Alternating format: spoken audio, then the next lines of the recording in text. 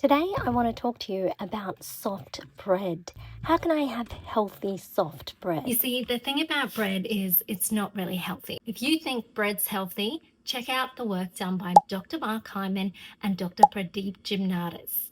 There's essentially two types of healthy-ish bread. One is a dense German seed nut loaf that is so thick you actually need like a meat slicer to cut it. And the other one is a fermented sourdough. One, it's fermented. Two, if you use ancient grains, they're better for your gut. You know what's going in there, and it's basically 3 ingredients, or 4 if you add seeds. So it's basically water, flour, and salt. Is there such a thing as constant soft bread? No, it doesn't exist. I'm sorry to burst your bubble. They are full of seed oil, hybridized wheat that's sprayed with glyphosate and folic acid, because it needs to be put in there as a requirement for them to be able to say that it's healthy. For better lack of terms, they need to reintroduce the nutrients into the bread.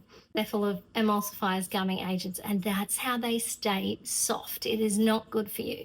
So what can you do about it? When you make your own sourdough bread and you're using ancient grain, things like spelt, fine corn flour, they're going to be stronger in flavor and denser. You're not going to get that gluten activation that you'd normally get in a baker's flour that gives you that rise and that fluffiness. So it will be a little bit denser. It depends what you want to do. Is your health more important, or is the fluffiness of the bread more important? That's up to you. But I'm going to show you some tips today on what you can do if you don't want to compromise on your health versus soft bread.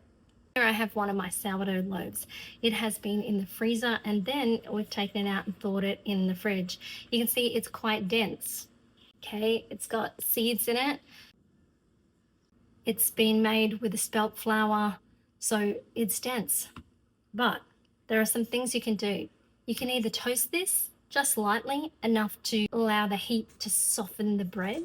You can put it in the oven with a small dish of water, or you can actually just use it as toast and forget about the softness of bread altogether.